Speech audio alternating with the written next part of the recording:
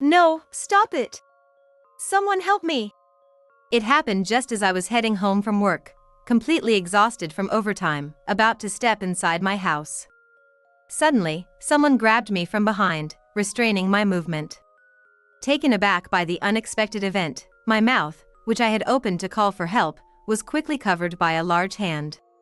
Despite my frantic struggles to escape, I couldn't break free because I was firmly caught. Eventually, I was dragged into a dark, cramped shed set up in the yard. I felt my life was in danger. Please, someone help me. Stay calm, it's me. The voice of the person behind me who was holding me down became audible as I struggled to break free. Stopping my resistance at the familiar voice, I cautiously turned around. Through a slight opening in the shed door, the light outside illuminated the face of my brother-in-law. I'm sorry for doing this so suddenly. But there was no other way. It was my brother-in-law who had restrained me. His apologetic expression was dead serious, not at all suggestive of a prank or joke. Seeing me quiet down, my brother-in-law gently removed his hand from my mouth. Why did you do this? It didn't seem like a joke, but I didn't understand the reason. Just as I was about to ask why he had done this, a rattling noise came from outside. My brother-in-law put his index finger to his lips to silence my question and stared in the direction of the noise. Keep quiet. Are they coming? Who are they? I remained silent, confused, as I could hear voices talking from the other side of the shed. I had never imagined I would overhear something so horrifying. I am Megan, a 32-year-old office worker living with my husband Kyle. We met at the gym we both attended. I was having trouble figuring out how to use the training machine when he offered to help. That was the beginning. He was considerate, kind, and had a great sense of humor, which made it easy to talk to him. We were attracted to each other quickly, and it didn't take long for us to start dating. Our relationship progressed smoothly. We enjoyed spending time together, and I naturally began to think about a future with him. My husband felt the same way, often hinting at marriage during our relationship. I remember crying with joy when he finally proposed. However, our marriage didn't come easily. My mother-in-law was vehemently opposed not only to our marriage, but even to our relationship. When we tried to visit her, she would repeatedly say, "I can't believe some woman I don't even know is trying to deceive my precious son. I won't approve of this relationship or marriage. Break up with Kyle immediately." She wouldn't even open the door for us when we brought gifts. While this opposition continued for months, various events, such as changing jobs and the death of my parents, drastically altered my situation. As I became more mentally exhausted, my mother-in-law's opposition became increasingly difficult to endure. My husband also seemed disheartened. I think my relationship with him might be over. I thought about giving up. But then my husband, who had been so resolute in rejecting our relationship, rallied and promised, "I will convince her." And he did. As a result, my mother-in-law accepted our marriage. I was astonished and relieved because I had thought our future was dim. We jumped for joy when we heard the news. I was especially grateful that my husband had convinced his mother for the sake of our marriage. Despite this, my mother-in-law and I never met after our marriage. Our wedding consisted only of a photo shoot, and we were told we didn't need to make any formal greetings or contact. I haven't spoken to my mother-in-law since I was thrown out of her house. My husband sometimes visited his parents' home alone, but I always stayed behind. When I asked if I should greet his mother, he would only say, "It's okay." Though he didn't say it, I suspected my mother-in-law still didn't approve of me. To avoid unnecessary conflict, I decided not to reach out to her. One day, we received a call from my mother-in-law. She had injured her leg and was having trouble walking. Unlike previous visits where only my husband was summoned, this time I was also called to their house. Meeting my mother-in-law for the first time in years, I felt a tension in the air. "It's been a while." My voice trembled slightly with nervousness. Although she had a bandage on her right leg, she looked at me with the same sharp eyes as years ago. "Yes, it's been a while. I've heard a lot about you. So, Megan, I know I didn't approve of your relationship with Kyle before, but let's put that behind us," she said with a smile. Put it behind us? It wasn't mutual. She had been the one rejecting me from the start. But I kept silent and listened. "If we become a real family, you'll find it easier to live here, right? Don't you think so, Megan?" Her tone left no room for disagreement. She was implying that I should take care of her. Having been opposed to our relationship and never seeing her much, I didn't have a good impression of my mother-in-law. Suddenly talking about living together made it hard to agree. When she went to the bathroom, I whispered to my husband, "I can't do it. It's one thing to visit, but living with her after all this time is too much. She always opposed our relationship. I can't just start living with her now." I hoped he would refuse on my behalf. But my husband, putting his hands on my shoulders, said, "Don't say that.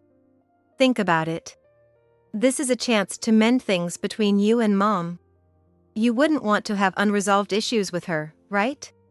Maybe, but if you take care of Mom, she'll come to see you in a better light. She said she wants to put things behind us. It'll be okay. She's not the same as before. I'm always on your side, Megan. Let's give it a try together." Hearing this from my supportive husband made it harder to refuse. Although I didn't have a good impression of her, my husband made sense.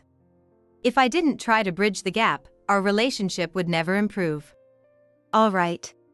Since she needs help with walking, we'll move in." "Thank you, Megan. That's the spirit." Reluctantly, but trusting my husband, I agreed to live with my mother-in-law. A few days after we moved in, I began to settle into the house. Carrying some unpacked boxes into a room, I was startled to see an unfamiliar man in his late 30s standing at the end of the hallway, looking displeased. I caught my breath in surprise. Who was he? Assuming he was a family member, I straightened up and said, "Hi, I'm Megan, Kyle's wife. Nice to meet you." Before I could get an answer, the man merely glanced at me, gave a slight nod, and went into his room. I didn't know who he was. When my husband walked down the hall to clean up, I hurriedly caught him and pointed to the door the man had entered, explaining what had happened. My husband glared at the door. "That's my brother." "Your brother?" I hadn't known he had a brother. "He's a useless shut-in. I wish he'd leave already. He's such a nuisance. Isn't it uncomfortable having him around, Megan?" Apparently, his brother's name was Samuel. My husband despised him, while my mother-in-law doted on him despite his seclusion. She had told me he was once a prodigy in both academics and sports, but one day, he suddenly became reclusive. She lamented his withdrawal but seemed happy to have him at home. Samuel rarely left his room. And when he did, his expression was always severe, making him seem unapproachable. I felt an uneasy fear towards him. After getting used to living with my in-laws, my mother-in-law's attitude began to change despite her previous promise to let bygones be bygones. "Megan, the kitchen is a mess. And the cleaning here is sloppy. Are you really Kyle's wife?" Maybe because of her injured leg, she left all the housework to me and started criticizing everything I did. Although she had recovered enough to walk around, she showed no intention of doing any chores. Since I was also working, it was hard to keep up with everything perfectly. Despite my attempts to explain, she refused to listen and continued to demand my attention. I struggled with the increasing burden and confided in my husband that I couldn't meet his mother's standards while working full-time. His response was disappointing. "That's your fault, Megan. No wonder Mom is angry. Do a better job next time." He didn't help at all. Though he had promised to support me, he left me alone to deal with his mother while his own workload increased. My husband, who had once shared the household chores, now turned a blind eye. The man who had promised to stand by me now sided with his mother. And it didn't stop there. "Why haven't you finished folding the laundry again? You're useless, Megan. Pay up. Now." "Pay? Why?" "As punishment for failing to do your chores and making Mom angry. It's only fair, right?" And with that, my husband took all my earnings, leaving me with just enough for basic necessities. He and my mother-in-law spent my money freely, while I lived a frugal life. My husband wasn't always like this. I wanted to believe he was temporarily influenced by his mother and would return to his former, kind self. Believing this, I continued to do various chores even after my mother-in-law and husband had gone to bed. I kept up this routine of doing housework late into the night. One day, while I was washing dishes in the kitchen, my brother-in-law appeared from the dark hallway. Oh, Samuel. I'm sorry for making noise so late at night. Did I disturb you? I was inwardly surprised to see my brother-in-law, who I rarely encountered. I had tried to be as quiet as possible, but even though his room was far away, I worried I had woken him. No, it's fine. Don't worry about it. That day, I heard my brother-in-law's voice for the first time. He had always been so silent that I wondered if he could speak at all. With a low, calm voice, he told me not to worry, then took a drink from the fridge and went back to his room. I hadn't spoken much with him before, and though he seemed shrouded in a dark, unapproachable aura, he didn't seem as bad as my husband made him out to be. Maybe it was because, unconsciously, I compared him to my nagging mother-in-law and my now unkind husband. Feeling strangely reassured by this normal conversation, I continued with my chores. A few days later, in the morning, I had to leave for work earlier than usual and was busy preparing breakfast. Megan, could you organize this shelf for me? I want to put in the new magazines I bought. And give it a light cleaning while you're at it. Right now, please. My mother-in-law, holding several magazines, pointed to the bookshelf crammed haphazardly with books and files. It was a shelf she always kept in disarray. Organizing it would take some time. But the clock was indicating it was almost time for me to leave for work. I didn't have any spare time. I'm sorry, I have to leave for work now. I'll organize the books when I get back. I don't care about your work. I'm the one who's in trouble here. Organize it now, will you? When I had no choice but to refuse, my mother-in-law angrily demanded I hurry up. She could organize it herself, but I was the one in a bind for a ridiculous reason. While preparing to leave for work, she continued to complain and make snide remarks. Not wanting to upset her further, I asked my husband, who had more time before he had to leave, to help organize the shelf. But his response was far from agreeable. That's the job Mom asked you to do, Megan. If you didn't have time, you should have woken up earlier. Don't push your shortcomings onto me. My husband, looking annoyed, blamed me as if he didn't care. My mother-in-law's leg had fully healed a while ago, and my husband still had time before he had to leave. She's his mother, after all. If she needed help, why couldn't he see it and assist her? My mother-in-law pressed me to do it quickly. And my husband blamed me for not waking up early. It was almost time to leave. I'm really sorry, I promise I'll do it when I get back. I just don't have time now, so excuse me. No matter what they said, I had to go to work, so I ran out of the house, leaving them behind. Hey, Megan! Are you abandoning your household duties? Wait. What's with that attitude? You're the wife. I could hear my husband and mother-in-law's angry voices until the moment the door closed behind me. Their harsh words echoed in my mind all the way to the office. Already drained from the morning, I focused on work, and after finishing a long day with overtime, I headed home late at night, exhausted. There stood the imposing family house.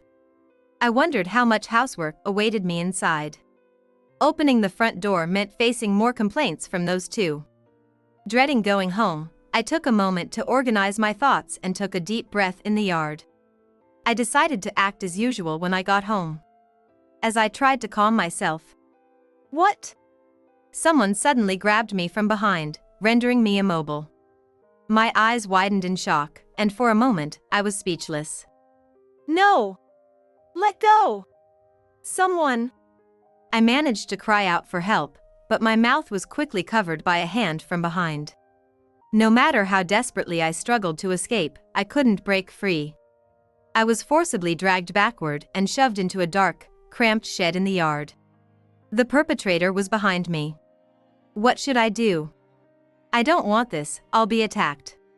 It's me. Calm down. Hearing the calm, low voice from the person holding me down, I stopped resisting. Cautiously, I turned around and saw my brother-in-law's face illuminated by the moonlight streaming through the slightly open door. I'm sorry for doing this so suddenly. But there was no other way. I won't do anything more, so please, trust me and calm down. His face was deadly serious. It didn't seem like a joke or prank. Suppressing my racing heart, I stopped resisting, and my brother-in-law gently removed his hand from my mouth. Samuel. Why? I could tell he was serious, but I didn't understand why he did this. Just as I asked him, there was a noise from outside. Coming from the house. My brother-in-law put his finger to his lips to silence me and glared in the direction of the noise. Be quiet. They're coming. They? Following his instructions, I stayed silent and listened to the voices coming from the other side of the door. I thought I heard something. Maybe it was just my imagination. She should be back soon, but she's late. Seriously, Megan is such a useless person. Especially at a time like this. When she gets back, we'll tie her up and make her obey. Yes, I'm so tired of having her around. Let's just get it over with. It was my husband and mother-in-law. Tie me up and make me obey. I understood they were talking about me, but what were they planning? Cold sweat ran down my cheek. We'll catch her off guard. She should be distracted since she just got back. I know. We can't afford to be careless. We finally accepted their marriage, after all. Got it? Once she can't resist anymore, we'll. I was horrified by their conversation. They were planning something terrible. My mind was in a panic. If I had gone back into the house as usual, my life might have been in danger. Mom, let's go over the plan inside. It's bad if someone hears us out here. At my husband's suggestion, they went back into the house. Hearing the front door close, my brother-in-law and I quietly slipped out of the shed. My heart was pounding with dread. While relieved that we hadn't been discovered, I was terrified by the horrifying conversation I had overheard. If those two found me, it wouldn't end well. I'm really sorry for having such a mother and brother. It's disgraceful as an older brother to put you in danger, Megan. Samuel apologized in a hushed voice. I hurriedly shook my head. No, it's not your fault, Samuel. In fact, you saved my life. Thank you. But why were they saying those things? I'll explain what I know later. For now, focus on escaping. Once Mom and Kyle are asleep, you need to leave as soon as possible. Even though they had tormented me, I never expected them to take my life. Samuel, his face stern, fell silent, as talking any longer would increase the risk of being caught. He was right. We needed to escape. We exchanged contact information and waited for the lights in the house to go out before sneaking back inside. With Samuel's help, I retrieved my confiscated bank books and packed essential items. We managed to escape the house safely. I rented a vacant hotel room and took the next day off work. Early in the morning, I received messages from my husband and mother-in-law demanding my return, calling me irresponsible for not coming home, but I ignored them. Once I had settled down, I contacted Samuel and briefly explained my situation. He was relieved to hear I had escaped safely. When I asked him to explain what was happening, his tone grew serious. Actually, I overheard Mom and Kyle plotting to take your assets. A crime motivated by money? But my salary was taken by my husband and mother-in-law. That must be a mistake. My salary was being confiscated. It wasn't just about your salary. Didn't you inherit a large sum from your parents? They were after that. Samuel's words made me realize the truth. I had another bank account containing a large inheritance from my deceased parents.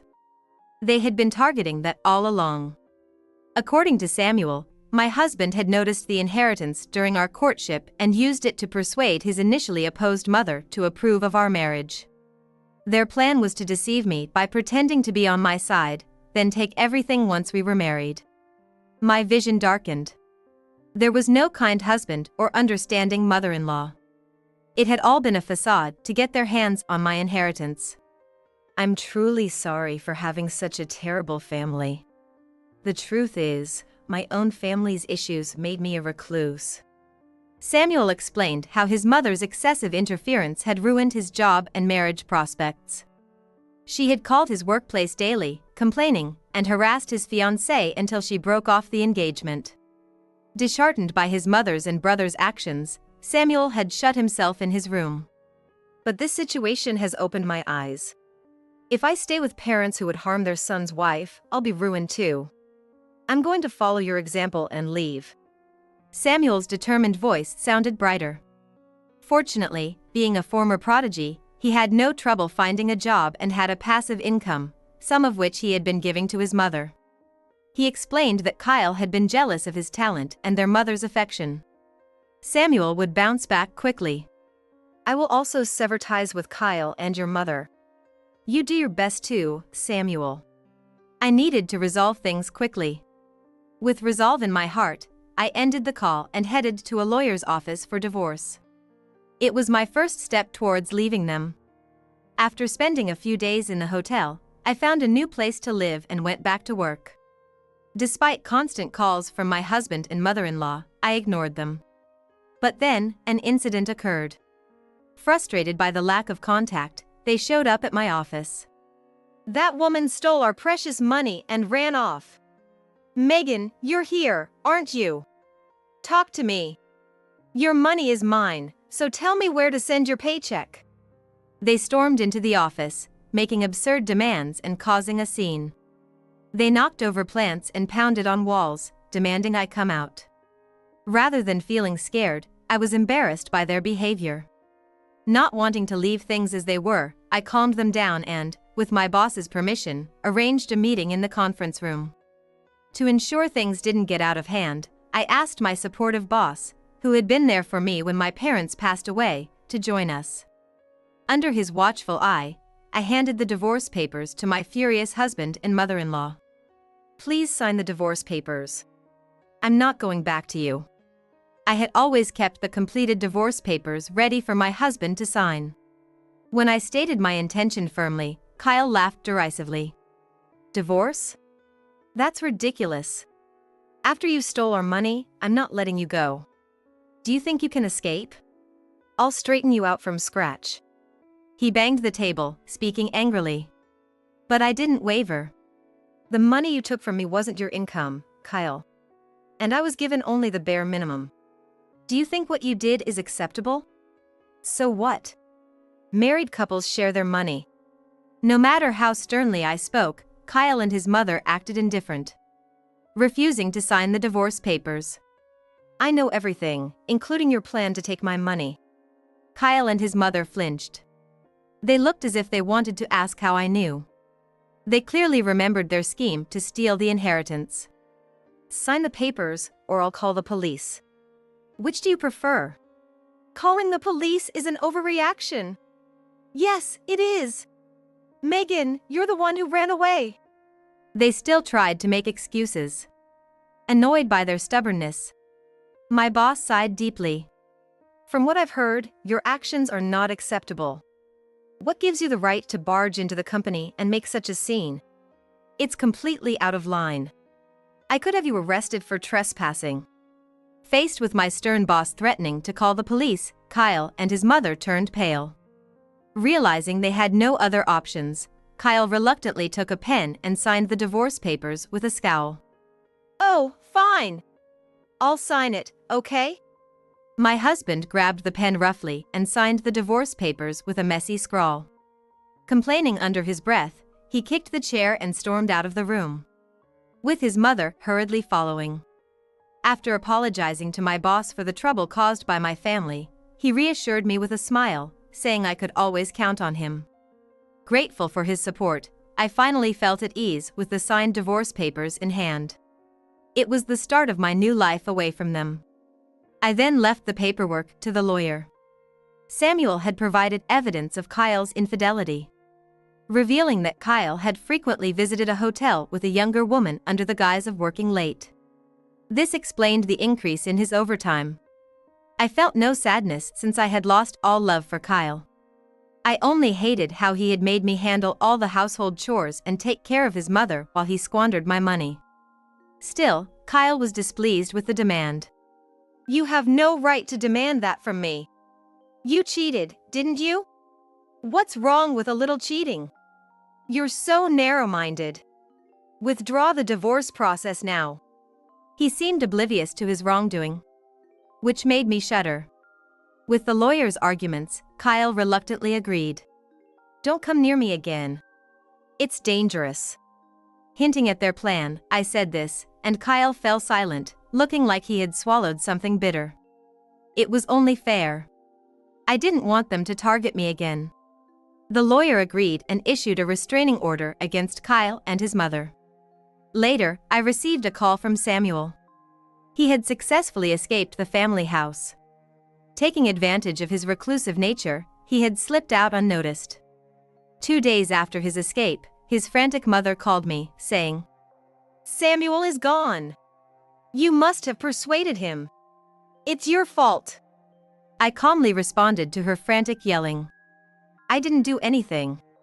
It's your overbearing behavior that drove him away. Also, you need to respect the restraining order. The lawyer told you not to contact me. As I spoke firmly, she lost her momentum and fell silent. I hung up and blocked her number. I would never reveal Samuel's whereabouts. She needed to reflect on her actions. A while later, Kyle invited his mistress to live with him, planning to marry her. However, due to his mother's nagging, the woman left him, realizing he had no money. They likely counted on my inheritance and didn't save up. Kyle and his mother continued to live together, unable to lower their lifestyle, wasting money they no longer had. They ended up buying unnecessary things and are now struggling to make ends meet. Without me to handle the household chores, they lived lazily and didn't keep up with the housework. As a result, their home became a garbage dump. Feeling hopeless in their deteriorating living conditions, my husband, in a desperate attempt, apologized and asked to reconcile, saying, I was wrong. Can we start over? But I used the restraining order as a shield and immediately rejected him, then blocked his number. I will never forget that they tried to harm me for the sake of my inheritance. Meanwhile, Samuel and I celebrated our newfound freedom. Thank you, Megan. Thanks to you, I can start over. Freed from his mother's grip, Samuel's demeanor had softened. We were comrades who had escaped together. Neither of us would be bound by that house anymore. Samuel and I had taken our first steps toward living our own free lives.